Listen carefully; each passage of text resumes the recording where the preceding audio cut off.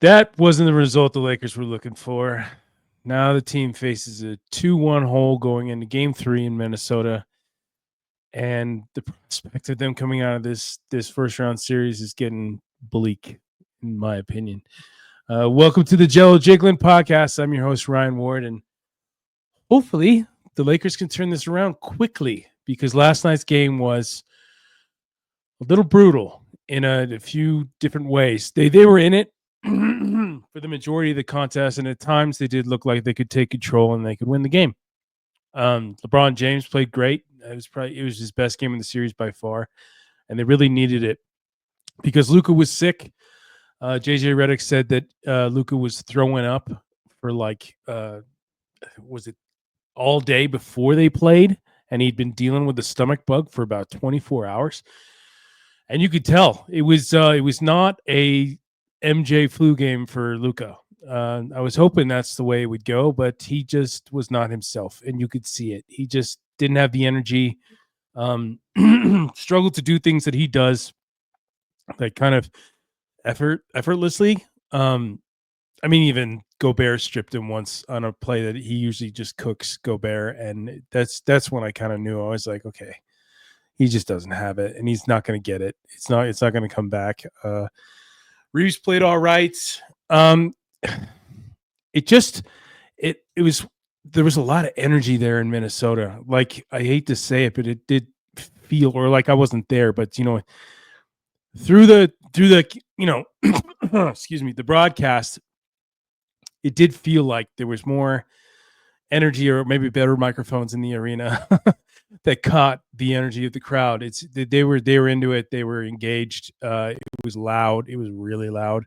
But the Lakers were hanging. I mean, they were going back and forth. They lost the first quarter, won the second, lost the third and the fourth, and it just was a trickle-down effect.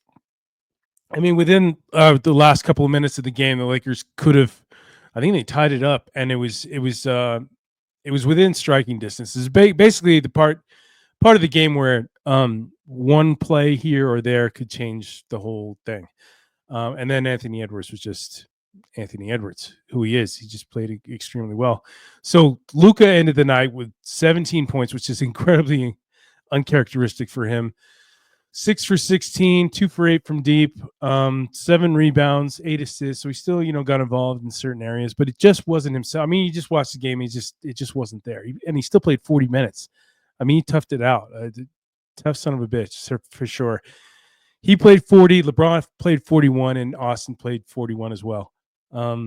Another single-digit minute performance by Jackson Hayes, 9 minutes. He scored 2 points. It was a minus 16, 1 rebound. I mean, the guy, at this point, I don't even know why JJ's starting him. It doesn't really make sense. He's a complete zero out there. He doesn't know how to play in this series. He's outmatched. He's playing against a more physical team. Even JJ, after the game, said some pretty interesting things. Like, let me go back to my tweets. I was tweeting the quotes.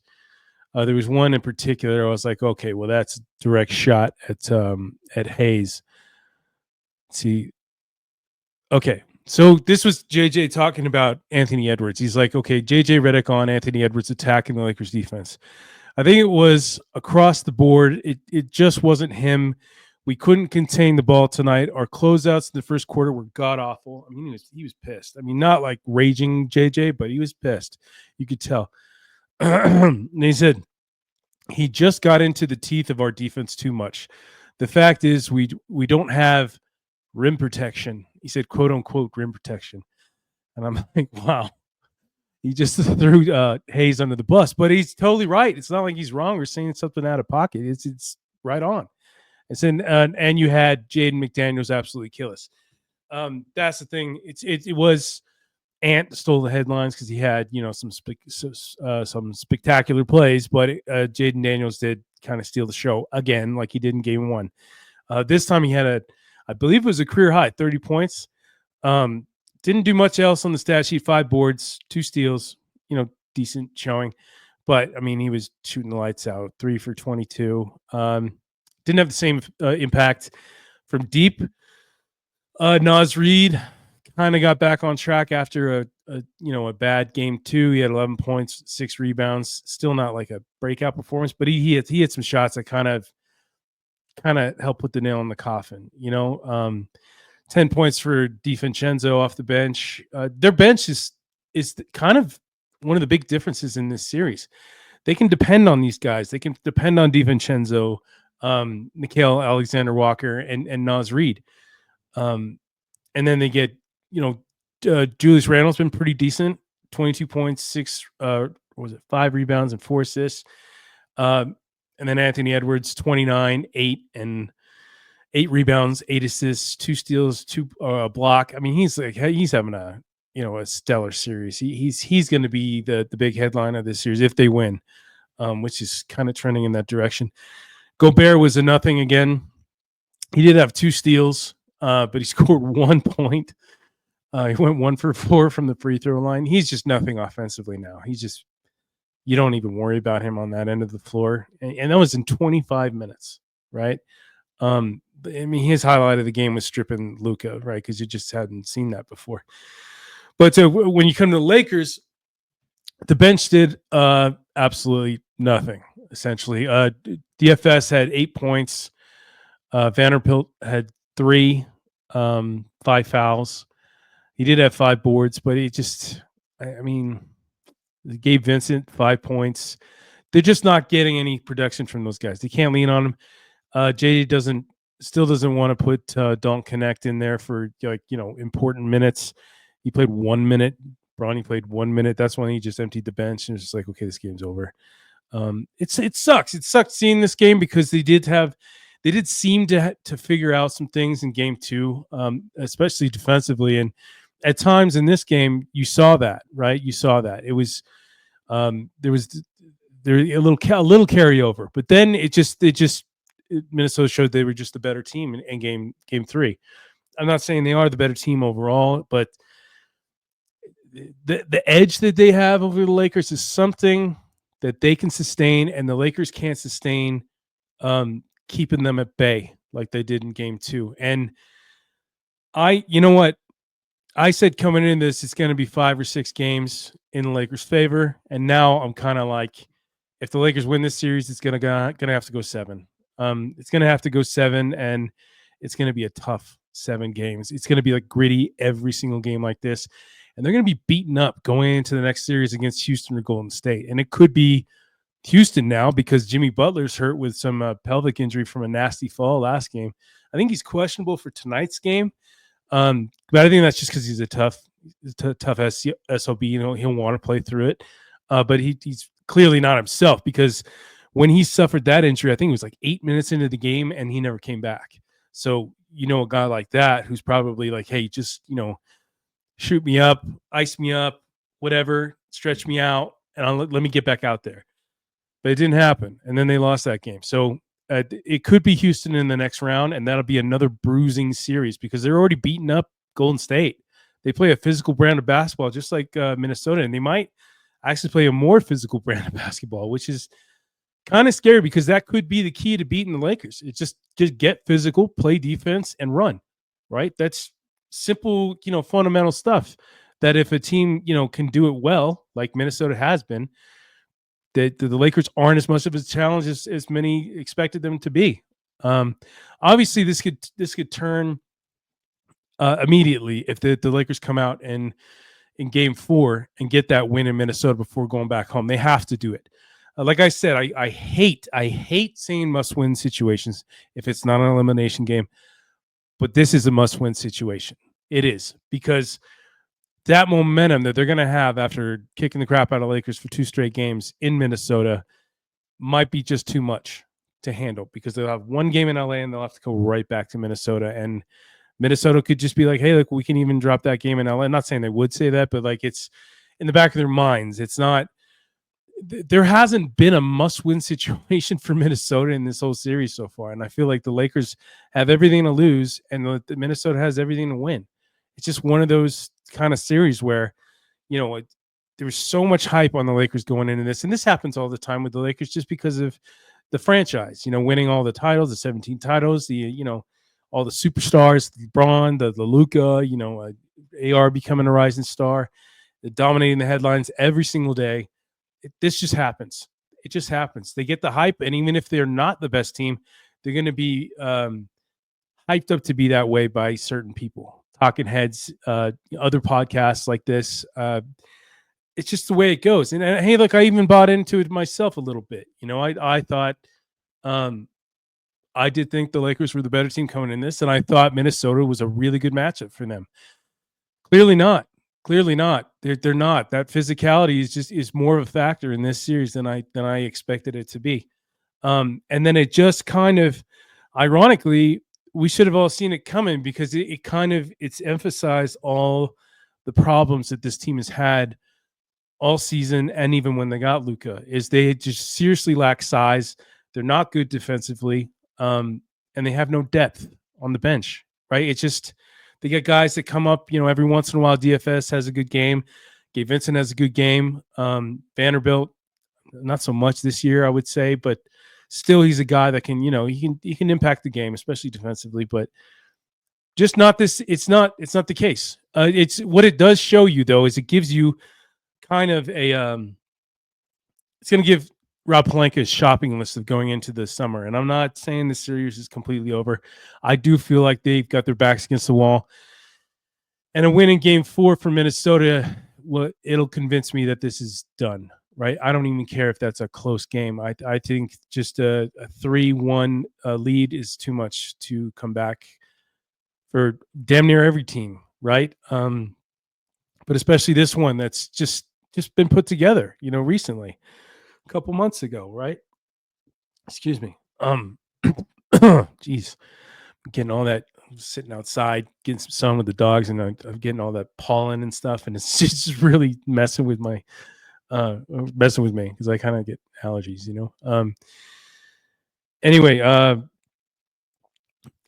it's just it's honestly it's gonna, I bet you, a storyline if they say they lose this series and it continues to be the same kind of reason, right? The size, the depth in the front court. The one thing going into that everybody's going to jump on, probably even me, because I'm doing it already, but is they might really regret not making that move for Mark Williams.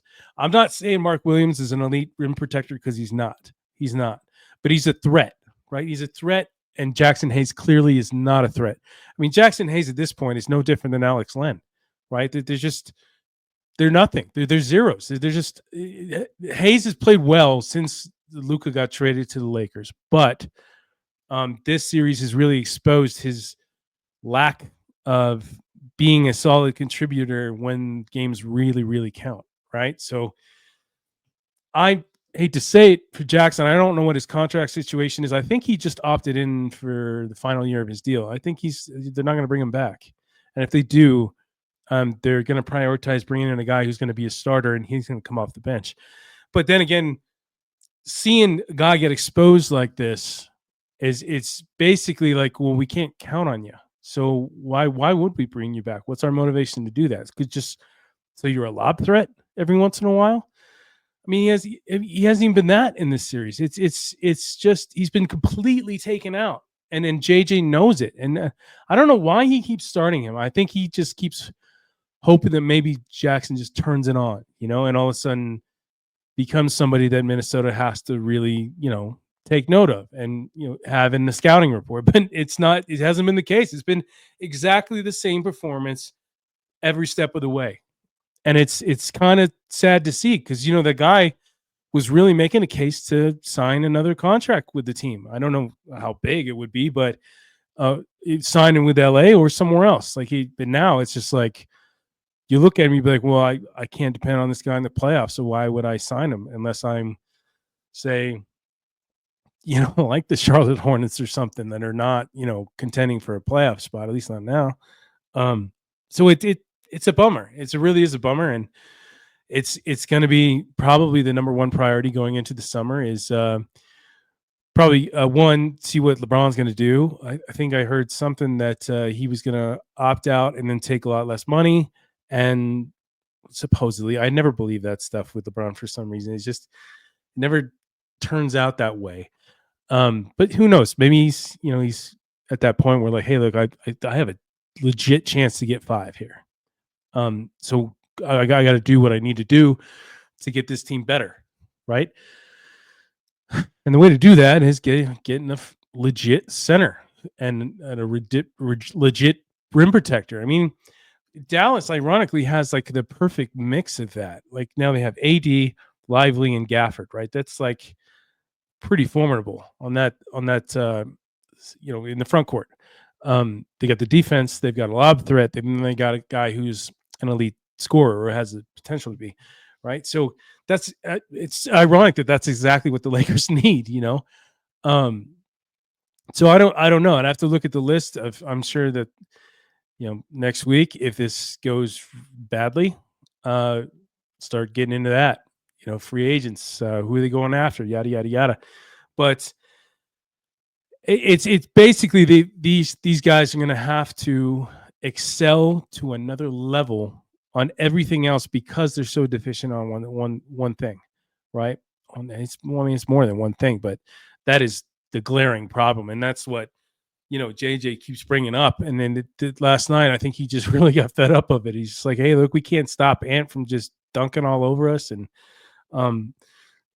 people bullying us in the paint.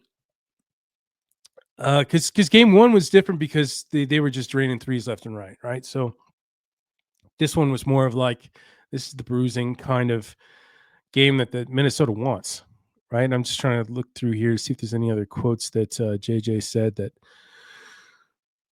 Hey, JJ on Luka Doncic is not feeling well. He hasn't been feeling well for the last 24 hours. I don't know how much he slept last night.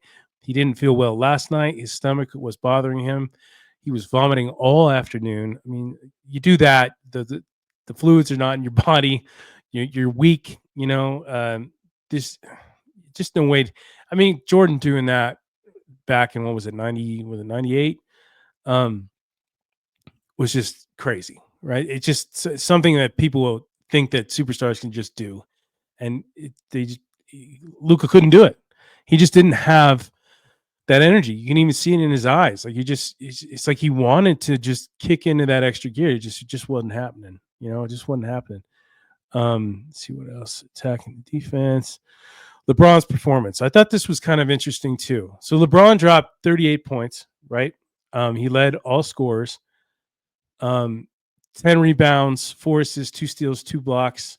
He had a great game. 5 for 9 from deep, 13 for 21 from the floor in 41 minutes. You look like vintage LeBron. He really did. Outside of one really bad shot down in the stretch where he hit the side of the backboard. I think it was like a step to the side 3, something like that, and it just clank. I mean, directly as if he was aiming for the side of the backboard. It was really bad. But outside of that, he played really well, and he's getting a lot of grief for like being buddy with Ann Edwards and I think it was Conley, with like 2 minutes left, and they're down like 7, and it just seemed like he wasn't taking it seriously or something. I mean, it's I don't like it personally. I don't think it's like, dude, you don't do that. You're trying to beat this guy, right? You like lock in, like get your mind right. But at the same time, it's a different NBA, man. Different NBA than I grew up in. This is kind of what happens, I guess. But anyway, where was I going with this? Okay, so JJ said this about LeBron's performance. He's moving better. He seems like he's getting healthier by the day. Typically a 1 to 2 week injury. Clearly, he's moving better. And I'm like, that's a kind of a weird quote. He asked him about his performance, not about his health. And that's where he goes. So I don't know if he was a little frustrated with LeBron. Like, I'm reading between the lines here, but I just thought it was odd. And even his facial expression when he was saying it, because I was watching the post-game press conference, and I'm just like, that's weird. It just seems strange to me. I don't know why. And I might be reading too much into it. I'm sure people are going to say that I'm reading too much into it, but that's just what I saw. I was just kind of, it just kind of took me back. I was like, no one asked him about his health. He asked about the impact he had on the game, which obviously was huge. But he goes that way. Nobody's even thinking about his health right now. It's not even a topic of discussion. He hasn't even been on the injury report, which hasn't happened. Damn, I mean, for months. He wasn't today either when it came out today. No, Kleber is the only guy on the report, and he's out, which is good, by the way, because Luca's not on there, right? But Luca wasn't on the other one either, heading into Game 3, which kind of pissed me off, and I'm sure pissed off a lot of like people betting on the game. And um, there was he admitted, he said 24 hours. They've known this for 24 hours, and he doesn't show up on the injury report. A little strange. I mean, I know they don't want to give Minnesota like, hey, look, Luka's not feeling great, so let's like attack him. But they're going to attack him anyway because of his defensive deficiencies. So I don't get it. Just a couple of strange things there that I noticed yesterday. But I'd say it is a good thing that he's not on the report. But then again, like, does it matter? I mean, he could be on his deathbed right now in terms of just feeling ill. And I'm sure he doesn't feel great. I'm sure they're pumping fluids into him all day, right? Like all day trying to get him to feel better, you know? But if he's like this on Sunday, they're in trouble. They're in trouble because they struggled offensively when they needed it. And I mean, yeah, LeBron dropped 38. Great. But the thing is, this team is as good as it is when the big three are scoring 20 plus, right? And that didn't happen. And there was times when, you know, Luka was clearly super out of it. And you're like, are they even, is it even helping the team for him to be out there? Because yes, he's a bad defender, but he's an incredible offensive player who impacts everything on that side of the floor and gets everyone going. So you deal with that. You deal with the defensive deficiencies, right? Because he's so good offensively, and it just disrupts the opposing team's defense, especially one like Minnesota. But if he can't do that, then I mean, a case could be made he's hurting the team rather than helping it, right? And you saw that quite a few times. And I felt bad for the guy. I'm like, oh, you know, he finally gets to this point where he could, you know, ball out. He's got added motivation for the trade and all that stuff, and a team that he notoriously cooks often, and he just wasn't himself. So this is a bad situation all around for the Lakers going into this next game on Sunday, and it's an early game at that, right? So I think it's like noon, 12:30 Pacific, something like that. Those games, I think players are notoriously don't play well in because it's so odd, because they're so used to playing at night and so used to having that whole day to prepare.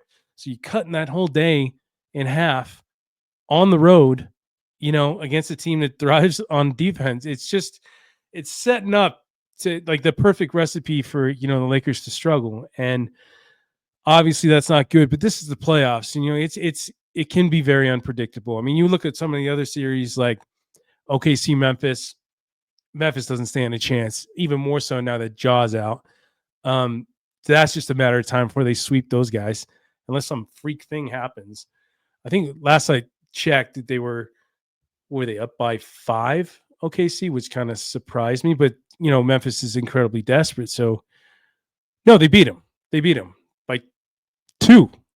That's kind of surprising. And then Cleveland, Miami, that's another series. They keep the crap out of them, 124-87. And now Denver Clippers, which I think is one of the best series going, kind of like with the Lakers, Minnesota. It's entertaining. It can go either way. Denver's up by 2 at halftime. That's the game I actually want to watch. I want to watch the Golden State Houston game too. That's another series. I think this series with the Lakers, that Denver series, and that Houston Golden State series, those are the most interesting series out of all of them. I think Boston dropped one to Orlando, but that's a foregone conclusion. There's no way Orlando's winning that series. Yeah, so these are the series I would go with. Detroit, New York's interesting. It's not as heated as I thought it would be, but it's still, I think that could go either way. I actually picked Detroit to win that series because I thought everybody would underestimate them, kind of like Minnesota with LA. it's they're showing that they've arrived essentially, right? But that's beyond. You guys came here for Lakers stuff, not everything else. So must win game 4, must win. Can't stress that enough. It's go time. This is where this is where these teams separate themselves. Um, and if the Lakers tie it up, I will be optimistic going into LA. But if not, I do believe it's doom and gloom, and it might just be a matter of time before the Minnesota wins, which really sucks. Just so much momentum, so much fun, and so much we got a bright future with Luca. Just to lose in the first round, it sucks. It really sucks. But um, there's still time. They're only one game down. That can change in a heartbeat. So just stay positive, Lakers Nation, because hopefully tomorrow Luca is Luca and LeBron can do what he did again in this game, and AR plays well. That's another thing I didn't really touch on too much is Reeves played well. 20 points, 4 rebounds, 7 rebounds, 4 assists. I mean, he looked like himself again. He had moments. He definitely had moments where he was trying a little too much to do a little too much. I think he's trying to make up for Luka being not himself, but at the same time, kind of hurt the team a little bit. But either way, there's still hope. There's still hope. It's just not looking great. Lakers gonna have to prove some doubters wrong, including me, heading in tomorrow. But till then, I'll see you.